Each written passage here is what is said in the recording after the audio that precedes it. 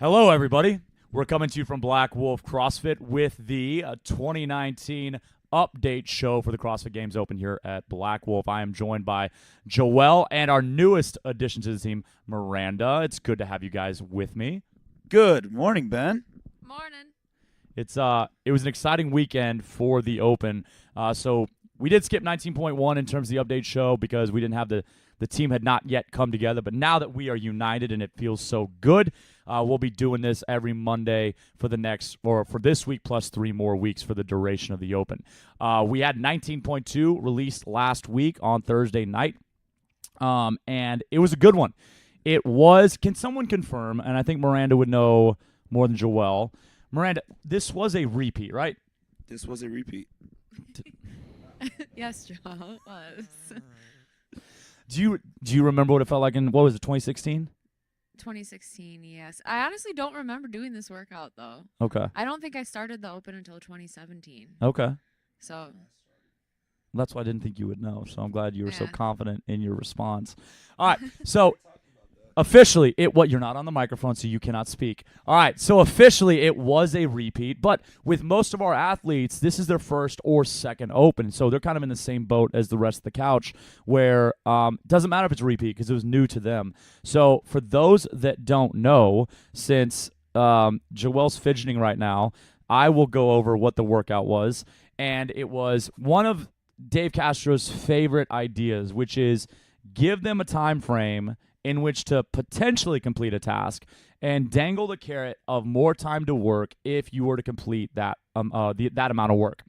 And so in this case, you basically had 2 rounds inside of the 8 minutes, and the rounds began with 25 toes to bar, 50 double unders, and then 15 cleans. Now, there were many different weights, okay? But basically the premise is the 25 toes to bar and the 50 double unders remain the same and always repeated, with the cleans reducing repetitions by 2 each time and increasing weight by about 20 to 30 pounds, depending if you were RX or scaled, depending male, female. There were bigger jumps, smaller jumps. But premise was cleans went down in repetitions while getting heavier in weight, while you still had to be able to work out 25 toes to bar and 50 double unders per round. So I'm going to throw this to Joel because we had really our first Open test with high skill. And so last week with the 19 calorie row and 19 wall balls, 19 calorie row, it was low skill. Everybody was able to complete that task. Maybe the weight was heavy. Maybe there was a challenge, but it was maybe a strength component that prevented you, meaning not being able to get a 20-pound ball to a 10-foot line. So you had to scale, but you were able to complete the workout to some degree. This workout, you very literally could have found yourself staring at the pull-up bar for 8 minutes or staring at your jump rope for 8 minutes. So, Joel, all in all, kind of as a summation of the group or of the event, can you take her microphone since she's been handing it to you? Yeah. Okay. I don't know who's mic to How do you think it went in terms of the athletes? Because obviously you could also pick the scaled movements. The scaled movements being a hanging knee raise in place of toes to bar and a single under with no additional reps in place of double under. So how do you think it went in terms of athletes choosing the RX versus choosing the scale and taking on those challenges versus maybe those choosing, hey, I literally will not get a toes to bar. So I don't want to stand still for 8 minutes. I think we had a good display of everyone doing both parts. So I mean, like you said, there were people who could not do like toast bar say like that. That wasn't in their wheelhouse whatsoever. They weren't in contention like maybe get it. Like some people get their first toast bar here and there and there. Like some people were not allowed, were unable to do the movement. So them doing it scaled was the right call. And I do think they did a great job of the scaled movements. I think they did a great job of that because like hanging knee raises like that allowed people to actually get a workout in and not like get a shot. Well, maybe they did. Maybe you might have gotten a shot to your ego with the scaled version. But the scaled version, it seemed like a very fun workout. Like I could see us doing that for like just to do it, just as a work. Because it looks like it's a good workout. And then those that went RX, some people got stuck in that first round and they accepted it. Like we have a good group of people here that weren't not like too impacted, like too much. Like, oh man, I really sucked. It's like no, you did RX, and like we had some people do all the toast bar in a workout in a round and all the double unders in a round for the first time Right. in that workout, and that was very big for some, and that was pretty cool. So I mean, I think it went well, really both ways. There were probably some people who could have done the workout RX and gotten stuck, but that wasn't what they wanted to do. And Right. again, I think the open should be allowed to people having fun with it. It shouldn't be too serious to where like, hey, if you got 5, you're gonna stay under that bar forever. I think you should have that choice to go either which way, but I also don't think that you should do skilled because it's the easier one. Right. If that makes sense. No, you and I spoke about that on the podcast on Friday, Yes, right. about athletes going scaled because they were going to get 20 minutes in versus going RX and getting 8 minutes in, and where that line was. And I agree with you. I think that for the most part, most people made a great decision. As like logistically, watching someone work for 20 minutes when most people finish in 8, I was like, okay, this is trouble. But it honestly, it added to the environment and the energy. Yeah. And we will get to some of those stories. But go ahead and toss that mic over to Miranda, because this night was kind of a special night. It was my birthday, okay? But and so there was like literally decorations. We had a theme. The theme was Disney. We can go into detail on why that is, especially for someone like Miranda, like who literally, her and Robert walked in for the first time since arriving in Houston to just a display of Disney and a bunch of people in a gym. So Miranda, upon arrival, and now you didn't literally like step out of the car from Kenosha. Y'all had been here for one night. But upon arrival, what was it like walking into the chaos that was 19.2, or the start of Friday Night Lights for 19.2? It was awesome. I mean, that's what the Open is all about, I think, is that energy and walking in kind of at the same time as you, which was pretty awesome, and everyone cheering and seeing all the balloons and everyone dressed up. Like, that's all you can really ask for the Open, is just that incredible energy, and that's what ultimately leads people to do their best and kind of do things that maybe they thought they weren't capable of in the workouts anyways. So I thought that was definitely special.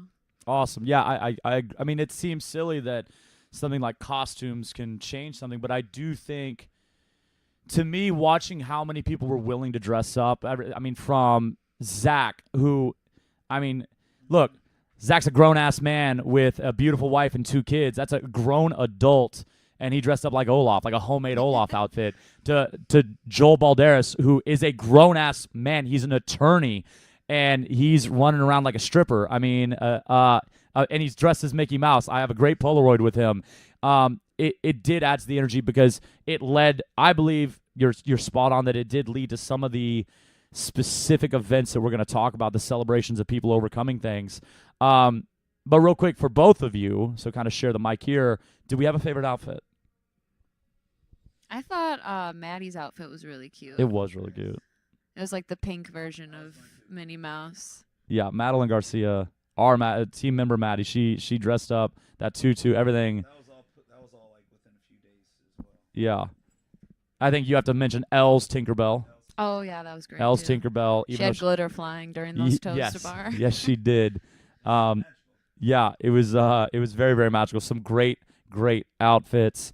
And then, of course, the food. Joel Balderas, again, brought the barbecue out, had some boys out there grilling up the whole time, and we're grateful for that. And then the cake. I still didn't. My mom bring the cake. Nobody's told me where the cake came from, but birthday cake arrived, and it was delicious. And so we were set for a great night. The energy and support was at an all-time high, and I mean, we've had some pretty epic nights here, but I would say that was either our best or one of our best. And so let's get to what actually took place. Pretty early on, I mean, Dominique was Heat 1 or Heat 2? Doesn't really matter, but at some point, Dominique is the last athlete on the floor. She did take on the scaled workout, and we believe she operated for the full 20 minutes. And so watching her approach that bar, Neil deGrasse Tyson would be ashamed of you. Watching her approach that bar, I don't remember if she missed a lift. I think she maybe missed her first try, and then she just started digging them out. And I don't know. I mean, how did y'all feel? What was that like? I know y'all were warming up because you two both went in Heat 3, But were y'all able to kind of ride off of that energy during the warm-up, or were y'all already kind of in your zone? So pumped. You don't have the microphone, so make sure That's why I yelled. I know it had to have picked up that yell. It had to have. I was excited. I was pumped. Like that, seeing that, like that was awesome. Like everything stopped. All eyes were on Dominique. Everyone was in front of her cheering, hoping she would make each and every one of those lifts, every attempt. She may have missed one or two. I'm not sure. That doesn't count. What matters is everyone was there, and I have like the perfect picture for it too. I mean, even Zach commented on it like an hour ago.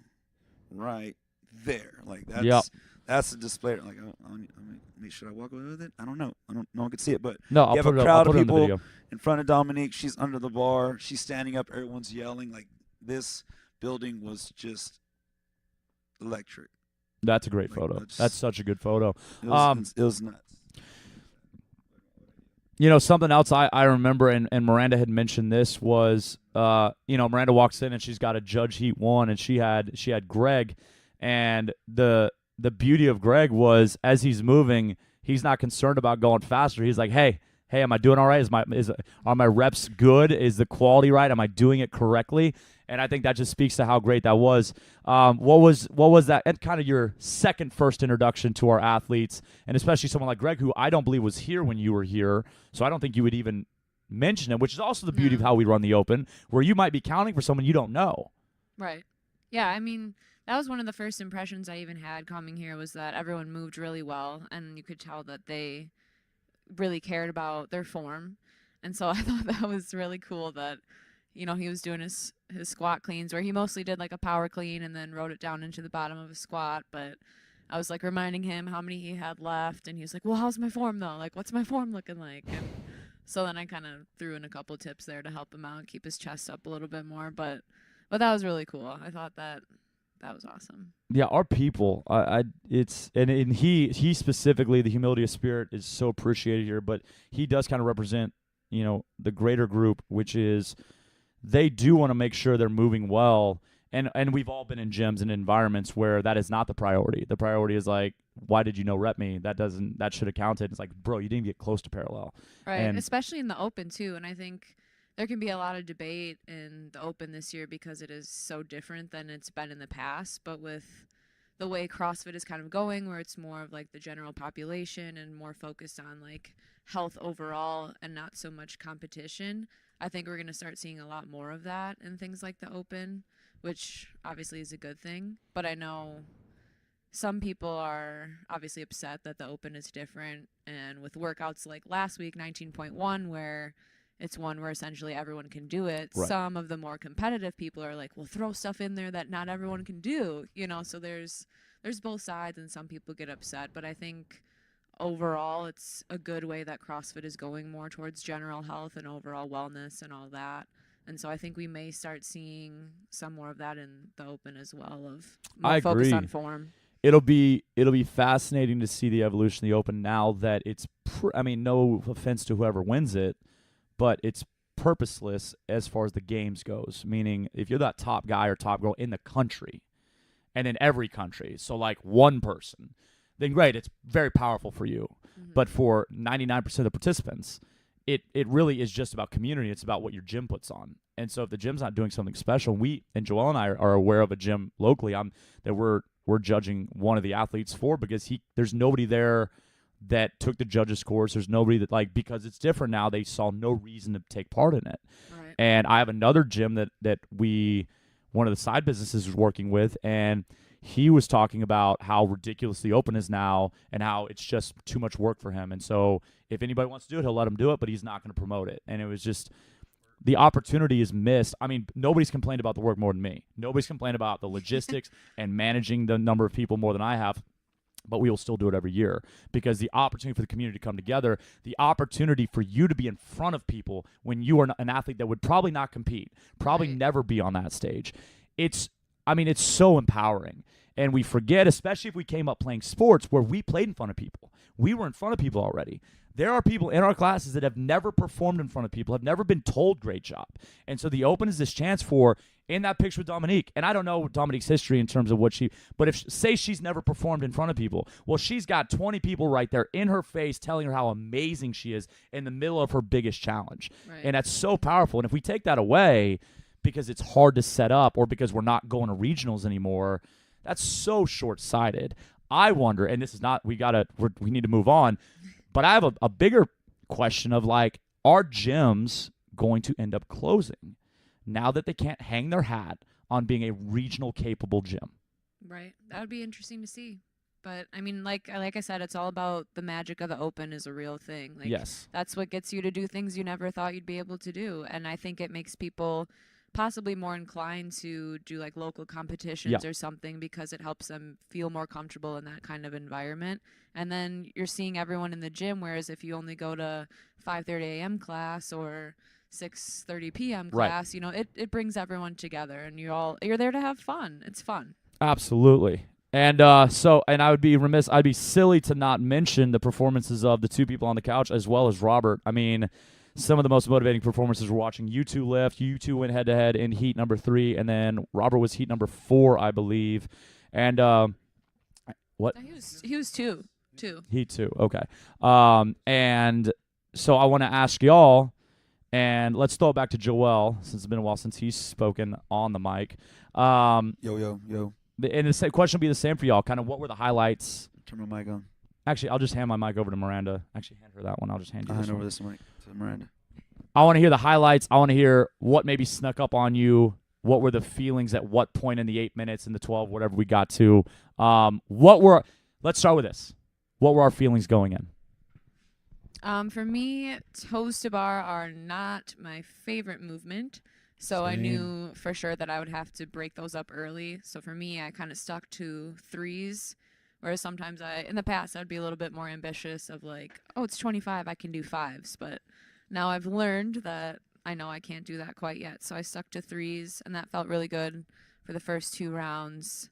However, after that, I did kind of have to break up to singles, which is fine. I kind of could expect that. So broke those up early. Double unders are probably one of my favorite, if not my favorite movements. So I can do those unbroken. I enjoy those. Kind of use like that. a badass when you do double unders. Yeah. Kind of do that as almost my break and then get to the bar. My plan was to stay singles on the squat cleans the whole time and just no more than 5 seconds in between reps, which I thought I was able to stick to. So what was your plan? Plan 1, do not do unbroken toes to bar. Well, at least like don't work to failure, which is something I told a lot of people, like, because everyone's gonna be tempted to just like hold on to that bar. It's like, yo, everyone has been breaking them up, break up those damn toes to bars. So I stuck to that as well. All kind of sort of. My plan was to get the first 25 over with quickly, not as fast as I can, quickly, because I already know that my toes to bar go away. At a full round where I just did singles the whole time, and those just absolutely are gnarly. So I think it was 10-10-5, maybe round 1. The double unders, get those done as fast as I can, because in this workout it seemed like every second counted, and you only had 8 minutes to do those 2 rounds, and then to earn extra time, yada, yada, yada. The cleans, very easy to just like, I'm going to tap and go this weight. It's super simple to tap and go. I did 3s there. I was going to go and doing singles, but I was like, I don't want to do singles. I also didn't want to go unbroken for 15, so I got a healthy medium of 3s, tap and go 3s, drop it, tap and go 3s, drop it. And then that second round double unders, it was a wall. Like, oh, there it goes. They're gone. They're going. My pecs are sore. I don't know about you, but do your pecs get sore from toes to bar? Mine do. Yeah, sometimes. My pecs are so sore from those damn toes to bar. Just pushing my body back to kick that bar. I think I may have even no ripped myself on a toe to bar, just because those things are just absolutely gnarly. Yeah, every second was every second counted in that workout. Toes to bar were the worst part. I was dreading those. I brought that up in the podcast the day before. I told Ben, hey, toes to bar, not looking forward to those. So he's like, dude, you're a monster. And then he sees me doing them. He's like, oh, he's not a monster on toes to bar. Oh, I see what he's saying. But yeah, I mean, the goal was to get to the 225s. The goal was to get as close to finishing that round as possible. And my last clean was in the last 10 seconds. I remember hearing Ben go, 10 seconds. I'm like, okay, I got to pick it up now. There's no time to waste here. And then I thought you were done with the workout, and I came over to him, was like patting his back, like, good job. I had and no he idea was like kind of like shooing me away. It was and he To be fair, he did look like he was stopped. I mean, he was over his knees for quite a bit. Yeah. Yes, So I thought he was done, and then I found a picture of me just holding on to my knees as if I let go, they're gonna die. I'm gonna die. Yeah. I didn't know what was like coming out of your mouth at that point. I felt nudges, and it was like, it's like, don't throw up, just go to the bar, get started. As soon as I did that last clean, my first thought was, shit, I have to do 25 more toes to bar. yeah, this is like one of those workouts where mentally you almost just don't even want to make it to the next round. Yeah. You have to go in that pain cave a little bit. So now that the Open's changed, kind of as we said, and I already thought this was dumb back in the day, but I definitely would be idiotic now. But say we were still in the days of redoing workouts. Mm-hmm. If you redid it, what do you think the difference in result would be for you? I think I could definitely make it into the next round. Like, I missed it by one clean, so obviously could make up some ground definitely on like the toes to bar and That's make tempting not to redo. Right, but for me, it's just fun this year. Like, I just want to get to know everyone and like hang out. And I mean, we're doing the fittest experience in May, so I'm kind of just gearing up for that, especially coming off of a lot of traveling and transition time. So I'm just you're on a team, right? Yes. You're gonna be on a team. She's gonna be on a team. We're on a team. I'm on a team with Sam. So we're both going on team. So it's gonna go down. Fittest experience May 3rd through 5th. The weekend of the 3rd through the 5th is the TFX competition. So Miranda will be on a team. I'll be on a team. So put that in your calendars if you want to go travel out. Last year when I went, a few athletes from the gym went to go see. So that was pretty cool to see. My family made shirts. That was pretty awesome. That's fun. It was quite the. It was fun. It's a fun competition. That was my first big solo one. So I think you'll have a lot of fun doing it. Have you ever done TFX? Have you had to travel down and do that one? No. Mm-hmm. Okay. How many competitions have you done? Only like a handful. Okay. Yes. Yeah. Same. All in Wisconsin area. So Yeah. we'll see Where's how the the Granite South Games compares. All right, so Sorry. week number 3 is upon us. It is Monday, so in 3 days they'll be releasing another workout. There's obviously, with 3 of the 5 weeks still remaining, there's plenty of options. But what do we think this week? I am not prone for speculation, but we haven't seen bar muscle-ups. We haven't seen ring muscle-ups. We haven't seen burpees. We haven't seen thrusters. Those are 4 things that often come up in it. So what do we think? There's no reason to guess other than for fun. So lay me out what we're going to see.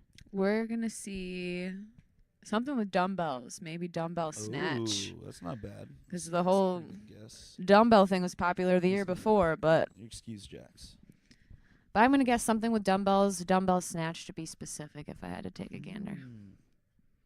So would you say we might see the box as well? Oh, that would suck if it was a repeat of 17.1. I think muscle ups. I feel like that's. I don't know. That's my thought has been muscle ups. Like that's just been in my head this whole time. It's like I bet muscle ups are coming up, or they will at least in one of the workouts. Or handstand push-ups. Or handstand push-ups. I could use some handstand push-ups. I like me some handstand push-ups. Me too. With last year's standard, I thought that was awesome. That was so tough. I loved it. Well, yeah, I'd agree. I'd be curious to see on handstand push-ups now that there's not regionals. Are they going to put us through that handstand push-up standard that was so problematic for so many athletes last year? I do think dumbbells are probably coming. We just used a barbell. Now, Castro has shown us time and time again he doesn't care about patterns. He's not interested in because you did a skill this week, you won't do a skill next week. Right. He'll put you right back up on that pull-up bar. So who really knows? We got 19.3 this week, another Friday night. I thought that same thing in the shower yesterday. That's a weird thing to say. I know it is, but I felt I had to say it. And so with the arrival of 19.3, we're going to go ahead and say it right now. We're going to do another theme, and this time it's going to be, and here's what I'm curious about. I don't know what are you pointing at? It's great. It's a great face. Is that why we stopped? Now I'm going to have to put that photo up and show them why we stopped to talk about that.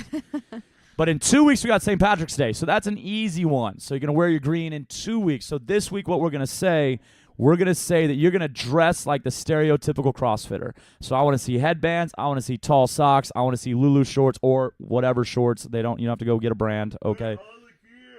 Basically, you could pretty much go like 80s workout gear, but like with modern colors. And it's kind of the same thing. Nobody ever said that. Men wear board shorts because that was the jam, okay? And then Lulu speed shorts were the women's things for the longest time before the booty shorts came in. So we're going to just have some fun with that. Mainly it's tall socks and headbands. Let's be real. That's really the main thing we're focusing on here. Oh, wristband. Well, did we see wristbands a lot? You know what? You saw more wrist straps back in the day. You don't see as many wrist straps anymore. Yeah. You saw more wrist straps back in the day. But wear your favorite CrossFit gear. We'll go ahead and say that. Just pretend it's a rope climb day. Just wear those tall socks. I got to say bacon on them or something like that because that was very popular a couple years ago. Anything else? I figured we just wrap this up. The scores, I guess we can touch base on that. We finally put a spreadsheet together.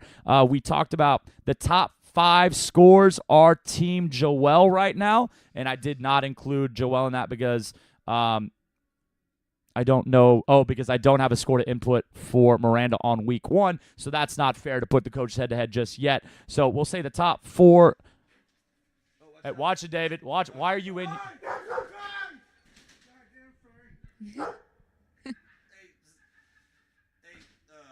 Jax. There's a dog situation. Let me go. I'll be back. Whoops. I dropped my phone again.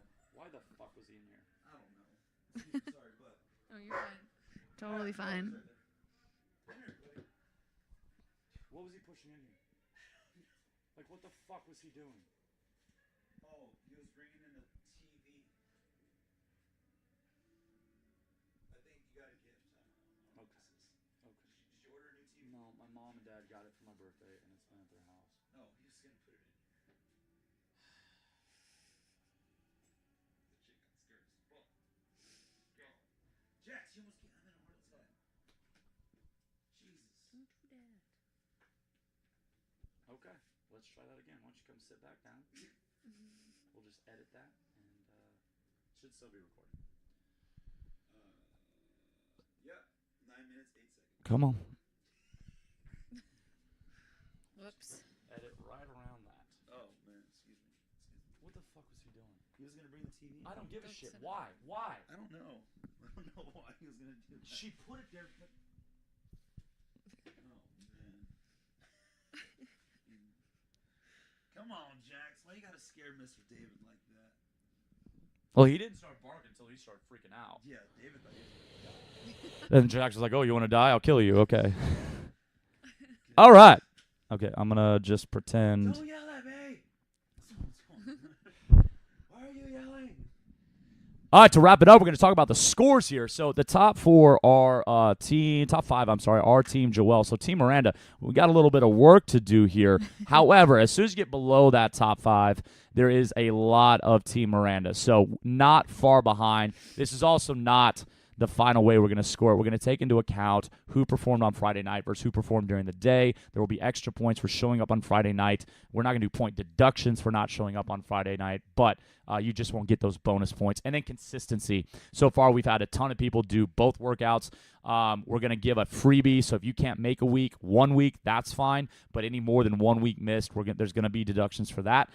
So we will be posting this, and so you can actually see it yourselves. But I think the teams are stacked up pretty nicely here, and it's been a great 2 weeks so far. So we will see you this Friday. It'll start again 6:30. Appreciate y'all getting here earlier so we can roll. There'll be no birthday shenanigans, so we'll be able to be on time and get going. But I think it's been a pretty amazing first 2 weeks, and I look forward to what we have coming. So thank you to Miranda. Thank you to Joel for sitting down. We'll be back next Monday with another update show. Y'all have a fabulous week, and we will see you for 19.3. Later.